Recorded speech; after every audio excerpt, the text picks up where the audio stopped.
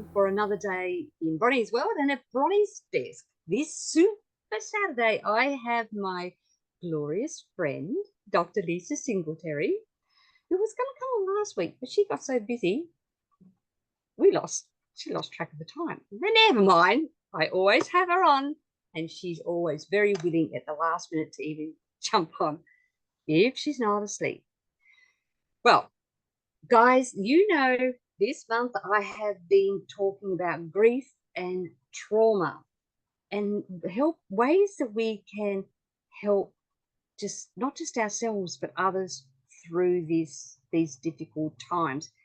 And it doesn't matter what grief or trauma you go through, you kind of never really get over it, because I hate that saying, but you can navigate ways through it to be able to cope better. Now, I've shared this with you a couple of times already, that I have noticed my own personal grief and trauma from childhood through the years, and I'm now in my 60s, just in case you weren't aware. Almost 65 in a couple of months. Anyway, through that, I've been through a lot of grief, a lot of trauma. Some trauma I just would rather not talk about. But either way, I noticed, particularly between the difference of my mother passing 21 years ago and even my dad 13 and a half years ago, almost 14 years ago, to losing my sister just this year. The difference of how I was able to cope mentally, physically, emotionally, it still was hard. I'm not saying it was easy, but being able to not get to that point where I felt like I just wanted to curl up and die myself, that I able to get through it and think, okay, I'm no good to anyone when I'm in that state. How can I deal with this? And it all came down to me personally, not just my relationship with my Lord and Savior, which is who got me through everything in the past, and he still does, but because of him and because of people like Dr. Lisa and Dr. Joel Wallach, I learned that my body was still lacking something. And when I put the connections together and realized that, because see, God gave us this amazing body to be able to heal itself and get us through these tough times, but we got to give it what it needs. So I've asked Dr. Lisa to come on today and help me to help you connect the dots between what you're going through and getting the nutrition that you need, and how important that is, getting the right nutrition in to help you cope through those times in a much more stable way without all the other things that can happen. There's another thing I'm going to tell you. When my mother passed away, I got shingles really badly, very deep in my left ear, so right in my middle ear. It almost destroyed, well, it did a lot of damage to my optical nerve, so therefore affected my eye. And the doctors told me it was not even measurable how close it was to my brain. They said, it just hit it, I could have been left with brain damage. Now, when my father passed away almost 14 years ago, so 14 years in October, my other ear was affected. And my doctor said to me, you've got memorial ears. You know, when grief or trauma hits me, it affects my ears. Mm. And I have found through talking with other friends, similar things when they're going through a grief or a trauma, the weakest part of their body seems to be affected. Now, with me, it's my ears, which also then affects my eyes. So it's anything that affects your ears will affect your eyes. No doubt. I've had that all my life, so I know. That's personal experience. But it may, how do I put this without being rude? I know others that it affects their genital areas. whenever they have no issues most other times, but it affects those areas when they have a sudden death in the family, grief, or trauma. It can affect you in any way. But you know, all these things lead back to an upset gut, a gut that's not working right, to nutrition deficiencies. And like like I said, with my sister passing this year, back actually about the time our daughter had her baby, so not quite 9 weeks ago, but he's 9 weeks old, but so about 6-7 weeks ago, I suddenly started to have that same issue with my ear that I had when my mother, in the left ear, when my mother passed away. And straight away I knew, Bronie, you're lacking something.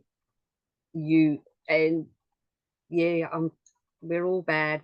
We sometimes take comfort food when we're going through grief. Shouldn't. But anyway, I knew what to do. I knew I needed to up my supplements. And you know what? But because I knew the signs, because I realized what was coming, what seemed to be starting to happen, and I got on it quick, it disappeared almost as quick, within a day or two. And I put it all down to the difference between what I know now as to what I knew then, how to take care of my body and how to give it what it needs, and to stop eating those naughty foods that we all do when we lose someone. We go to those comfort foods, don't we? And we shouldn't, because they're not good for you. So find a better way. Anyway, so with that, I wanted to have my dearest friend, Dr. Lisa, share with you how that all connects, and to give you, or to give us all, some solutions. All right, with no further ado, Dr. Lisa, I'm handing it over to you. Thank you, my friend. I love coming to Bronie's desk, and I really love you, and my heart. And I love you too. I can't even contain all the things that you've been going through, and your family and everything, and then the world. We're in a very stressful time, and definitely it affects some people more than others. But the body's amazing. And when I learned, because I really didn't understand, and I certainly wasn't taught in medical school, how much the diet could affect the brain, could affect now we did, learn about what people under stress tend to do. You mentioned the comfort foods, but it was not clear then that it's a two-way street, and that the gut makes so many neurotransmitters, and the gut microbiome is so active for many, many different systems in the body. But today, and we talked a little bit about AI before, before we started recording, and I've been using AI pretty much since it came out. And I've been learning over time how to get more and more and more out of it. And it's all in the questions, it's all in the prompts, it's all in, how you sometimes how you train it, but how you talk to it. And and each AI has a little different personality, you could almost say. They were trained differently. Like people. Well, the people train them, and people make the rules for them to learn what they learned, or how to approach all this data that's available. And some of the AIs, and this isn't a lesson on AIs, but some of them don't have up-to-date data. They were trained up to a certain point, but anything that happened after that date, they don't know about. So you know, if you asked it for the outcome of a football game or you know, an election, it wouldn't know because it didn't have that current information. Well, some of the AIs are up to date, very current, and they can access the internet even while you're asking them, you know, up to the minute. So I've been using, of course, everyone's pretty much started with Chat GPT, but I use several different AIs. But tonight I chose to use, or this morning, or Well, today, it's morning for me, but it's not for you. But that's right? okay. So you would have done it your morning, wouldn't you? Yeah. So I chose to use one called Perplexity. Have you heard of Perplexity? No, I have not. Perplexity is an excellent researching AI. So I'm going to show you some of the questions that I asked it, and you know what it told me, and also you know, did some general research. I always like to go to healthline.com, and actually the Perplexity included Healthline articles when it gave me the information. So let me just dig into it. But first, I want to show, I think, the difference, and I looked up the difference between acute stress and trauma and chronic stress or post-trauma. And I found a couple of images that I will share.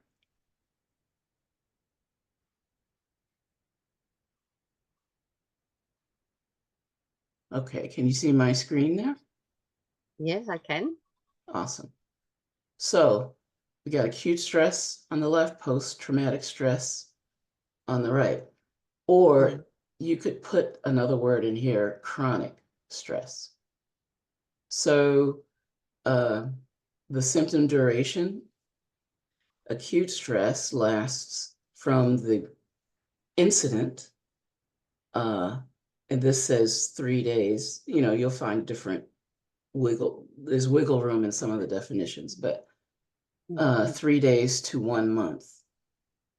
And a lot of things, it's amazing to me that a lot of rhythms in the body and in the world are based on approximately a month, right? Yeah. But for chronic stress or post-traumatic stress, we're looking at symptoms that last more than a month or longer than a month. Quite They, often years. oh yeah, yeah, absolutely. What are the causes? Acute stress disorder is caused by a recent traumatic event, and post-traumatic stress or chronic stress by events that happened months or even years ago. And treatment for the acute focuses on managing and alleviating symptoms during the acute phase. And of course, those symptoms can be all over the map, but just trying to hold things together. And that's my word. That's not scientific. Yeah. But post-traumatic, when stress becomes chronic, it requires more long-term interventions. And that's, again, many modalities. I have another picture, and this was a different source, but there are many things that are similar. So acute stress versus chronic stress or post-traumatic stress, 0 to 28 days, right? The other one said 3 days to a month. At least 1 month after the trauma occurs for post-traumatic. duration, it lasts between 3 days and 4 weeks. This can persist, just like you said, even for years. Now, symptoms, depersonalization and derealization. Sometimes it's like people describe being like in a cloud or in a fog, or like they just kind of Or numb. or numb, yeah. And but when it's chronic, it changes and they get easily triggered by things. And so avoidance, heightened awareness, changes in mood, or even cognition, like you can't think clearly. And I really think many more people go through at least uh, a portion of these symptoms. We call that, when you talk about depression, because it talks about mood, a lot of times when you're depressed or stressed, you just don't think clearly. It affects your ability to reason, to make decisions. Excuse me. So, treatment for the short term, psychotherapy, antidepressants, that's the medical go-to. And for chronic long-term psychotherapy, medication, and EMDR. I have to look that up actually, but I was going to say, what's EMDR? yeah, For we'll those. look that up. Yeah. But I think I'm guessing they ease emotions. But that is just those two images. So let's go ahead and ask, what is EMDR? Now this I'm just asking Google. Yes, I can see that. Mhm. Oh, okay. Eye movement desensitization and reprocessing. That's right. I have heard of this. So it's a type of psychotherapy that helps people process traumatic memories. It's based on the idea that memories get stuck in the brain, and they want to change how the memory is stored. That can help people heal from trauma and relieve symptoms. So let's not improve Google right now. But let's talk about my visit to Perplexity. So I asked Perplexity, please tell me which nutritional supplements are beneficial for individuals dealing with trauma. And it gave me an answer, but it didn't just give me an answer, it gave me sources as well. So I could go and look up. It gave me 8 sources in total. Now, can you see this pop up that just came from the side? Sort of. It's very small. Yeah, but I'm just saying you could see it gave me 8 sources. And some of the sources are from the NIH, PubMed.gov. Some of the sources are from different organizations, but there, one of my favorites is healthline.com. So I just pop that out to show that it doesn't just give you an answer, but it tells you where the answer came from. So you can actually look up the source, because one thing you got to know is AI can lie. It will make stuff up. It will sound so good, and it's just not true. And I have run into that. So I appreciate Perplexity because it at least gives you a place where you can look up where it came up with these answers. So key supplements based on the search results. Several supplements may be beneficial to individuals dealing with trauma or PTSD. Key supplements: omega-3 fatty acids. What they support brain health, may reduce inflammation associated with trauma. There are different types of trauma. And they can help your neurons. They help your nerves to function. B complex vitamins. B vitamins, especially B12 and folate.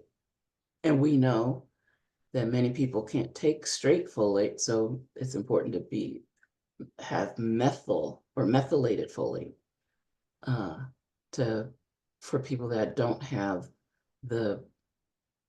or people that have the MTHFR gene disorder. They're important for brain function, help regulate mood, energy levels. I remember my mom used to get B12 injections, and I didn't think about this earlier, but my mother had a severe stress reaction when her father died. And she actually developed something. We thought my whole life with her, that it was multiple sclerosis. And later in life, when I went home to live with my parents and take care of them, I got her to a neurologist, and we did an MRI, and he said, well, she doesn't have multiple sclerosis. I'm like, what? This one disease, this one disorder, like this one diagnosis dominated our lives. And then to find out she was misdiagnosed, that was crazy. But it started as a result or a reaction to grief. And it can affect us in so many different ways that you just don't. This is why, as certified holistic health coaches, that you and I go and try and find the root cause. Exactly. Because your mother's a classic example. They didn't find the root cause to what the issues were, and then misdiagnosed us. And far too many people out there are misdiagnosed. Yeah. And she had back surgery after back surgery after back surgery. She had, I mean, like I said, our lives were defined by this diagnosis. Come to find out, she never had. So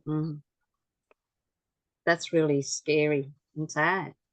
And that's why we're here, isn't it? That's why we're here. To help people get to the root cause and give them an alternative, the one that God had expected us to do and designed our bodies to do. Yeah. Okay, so vitamin D. A lot of people are learning more and more about vitamin D.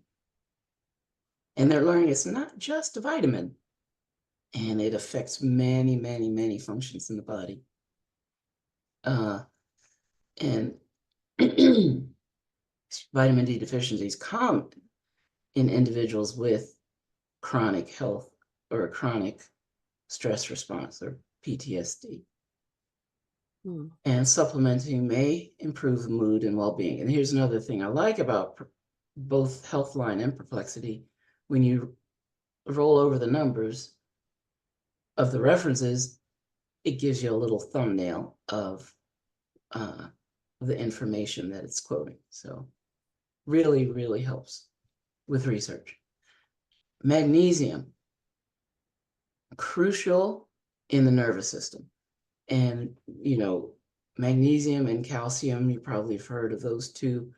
Like calcium revs up the nerves and magnesium calms down the nerves. But it's very, very important in the regulation of the nervous system. So sometimes it's good, very often it's good to give a magnesium supplement at bedtime to help with sleep, because sleep and rest is very, very important in getting through a stress reaction, whether it's acute or chronic. That's true. And magnesium is one of those minerals or vitamins or whatever that you should never take on its own. No. You know, it has to pull me Yeah, effect with calcium. So you've got to, because I know far too many people who only take magnesium that don't have the cofactors with it. And so they're not getting the results they should get. that's right. That's so important. Yeah. And the cofactors are with all of those, any vitamin, mineral, fatty acids, whatever, are the key. Yeah. And Yeah. I should have prefaced that, you know, they pick out the things, but this is from a medical / pharmaceutical point of view. It's just picking through the research. Mm. But you are so right. The cofactors make all the difference.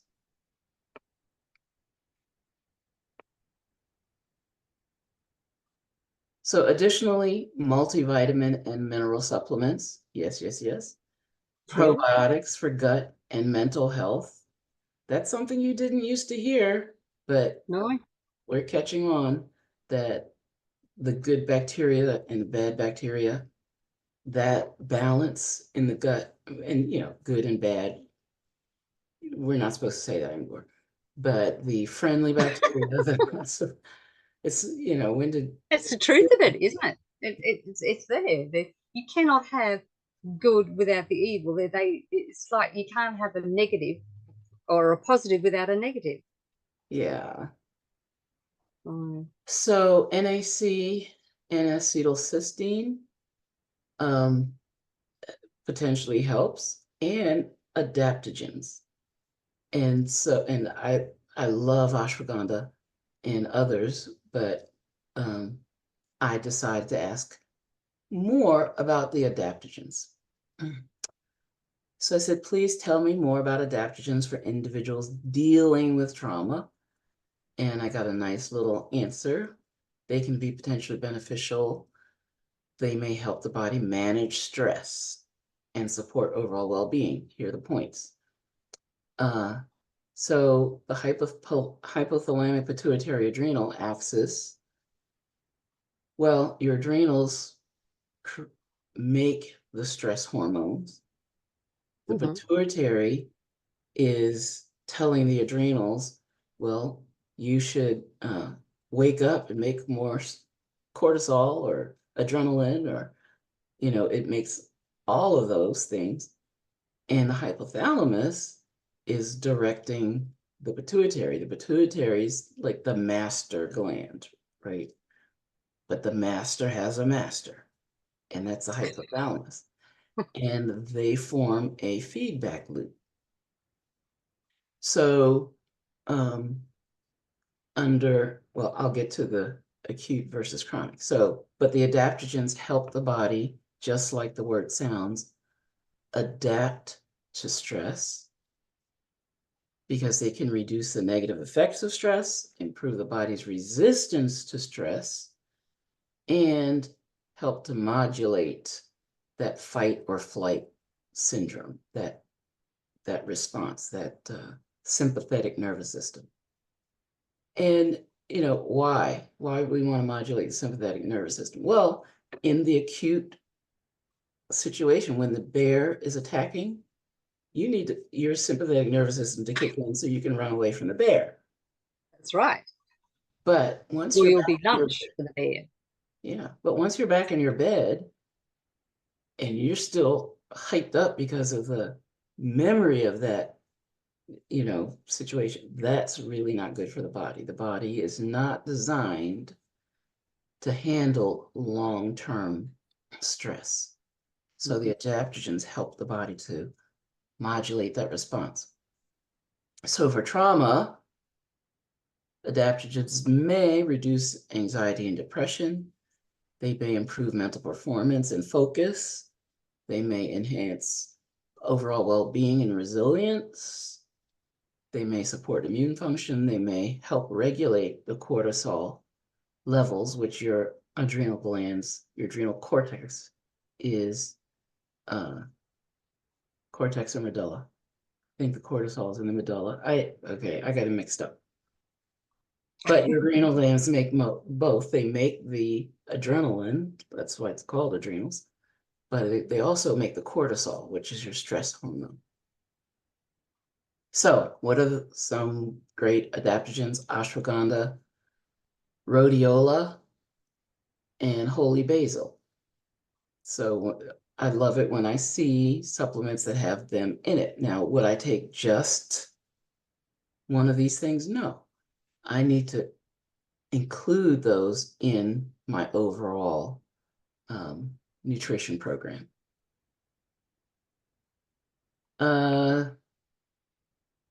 Okay, so this is important. Adaptogens are not a replacement for professional trauma treatment or therapy. Effects can vary between individuals. It's essential to consult the healthcare provider. We have to say that before starting any adaptogen regimen. Yeah. You know, and while you're waiting for your appointment, maybe you can boost up on these nutrients that will help you get through. And I love this one. Works best when it's part of a holistic approach, including nutrition, exercise, stress management. And then I asked it, are some nutrients better for chronic stress versus acute stress? Because there's a difference. In acute stress, that again, that's what the body's designed to do, to get you out of the situation or through the situation, or to give you the strength for the situation, or the speed, or the makes your vision To run away from the bear. run away from the bear, lift up the car that's on the child, whatever. That's your acute stress. So key nutrients for chronic stress. These sound familiar. Same list: omega-3s, B complex, magnesium, vitamin D.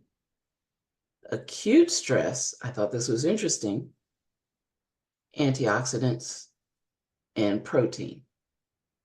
So giving Two things that we have, well, all those things we have. Absolutely. That we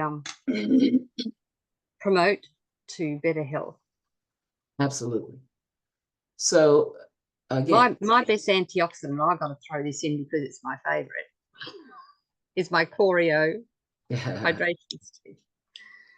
This helped me with my fibromyalgia, and this helped me through my stress and anxiety and the grief and everything. And I still take it today, every day.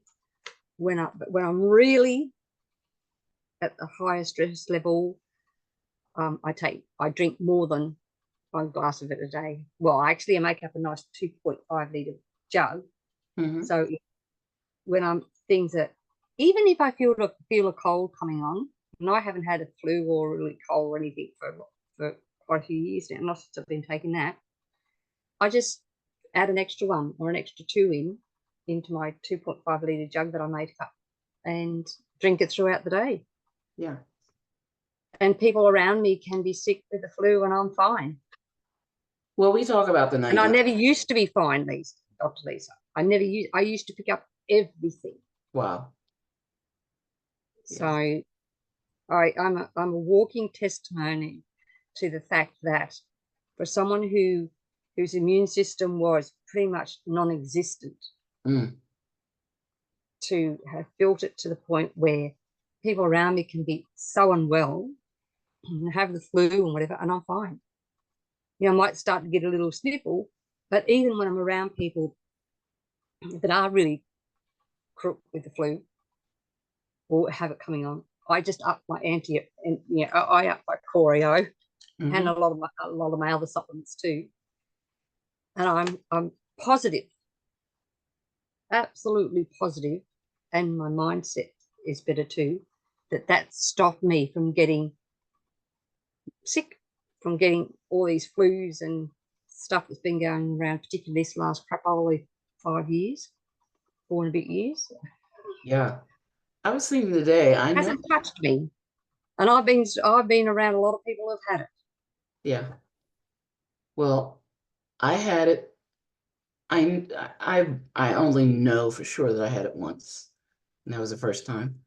But I believe I might have had it one other time, that I thought it was, I lost my sense of smell. That was the main thing. And Mm. the coughing and, it was real discomfort in my chest. But before I even figured out, oh, I might have it, like I started feeling better the next day. It's like maybe a Yeah. three day thing altogether. Whereas before, I think I was 10 days, maybe 2 weeks without Mm. the sense of smell, and everything else that went along with it. But Yeah. I mean, when, like over the years, and I'm talking about lots of years, apart from these last few years, you know, it if I pick something up, and I usually did, if it was going around, I picked it up, mhm, and I would be bedridden for days, mm, sometimes weeks. mhm, And like I said, with all this crap all that's been going on, I haven't. amen. And I put it down to getting rid of the bad foods out of my diet as much as I possibly can. Trying to get them completely out of the house is almost near impossible. Because if I was the only one living here, it would be fine. But anyway, I'm not. And giving my body the nutrients it needs, especially the 90 and all the add-ons. But the add-on, yeah, but this, you know, Well, the without 90. my core AO, this was what started me onto my road to recovery Mhm, and building my immune system. So if you can only start with one, start with this. But then when Doc Wallach showed me and gave me the reasons why I needed to added the 90, why everyone should be taking the 90 essential nutrients and all the others are add-ons, and getting rid of the bad foods, I tell you what, it was like a light bulb moment. I knew, there's something missing. You still haven't quite got everything right. yeah, And that light bulb came on, and my health just turned around like that. that's so awesome. And Um, that's what we want for people. Is we No one needs to be suffering. No one needs to be constantly on pharmaceutical drugs that for the rest of their lives. Have things that are natural. And yeah, sadly, pharmaceutical companies are so jealous. That's my word, of how people are looking after their bodies and taking care of themselves. They are actually actively going in and trying, and they've bought up a lot of the supplement companies, and they're trying to get them all because people are looking out for themselves. yeah, They're finding the alternatives. And then what are they doing with it? They're making them synthetic ones, so that people are right back needing pharmaceutical drugs because they think they're getting vitamins and supplements, but they're actually getting synthetics. And the ones that you and I have, they're the real deal. There are no synthetics, no fillers in them, and that's why they work. And and as Dr. Lewis Arizara says, they are the complete yeah. package that you need. They're not just the omega-3s. They're not just the D vitamin. They're not just the B complex that you need. They're the complete, and that's what makes them work the way they're meant to work, because they've got the cofactors, Yes. not designed to work on their own. So, we talk about 90 essential nutrients, but antioxidants are like the 91st essential nutrient. And Yeah. I always recommend the 90 plus an antioxidant. Now, my favorite antioxidant is fucoidan, but Yes. but I do love the core AO as well. So, but you know, Yeah. So we've got things for all tastes, because some people find this too strong, whereas we don't have we have a powder and we have the capsules here in Australia, the fucoidan. We don't have the liquid. So if you're in the States or Canada, you can get the liquid. I believe that's really good. But we have this. This is pure fucoidan, the capsules. But even the drink, we have the powder one that you make up and we'll drink here as well in Australia. So I add that to my Coreo too. So I'm getting double. Yeah, good. I don't know what you mean by pure fucoidan, because fucoidan isn't the only ingredient. Yeah, that's what I meant. It's 100% fucoidan. No, Whereas it's not. sorry? It's not. It's got other things in it. It's got olive leaf. It's got. And anyway, it's the one with the most fucoidan. Anyway, we'll just move right along. Okay. Because all of that,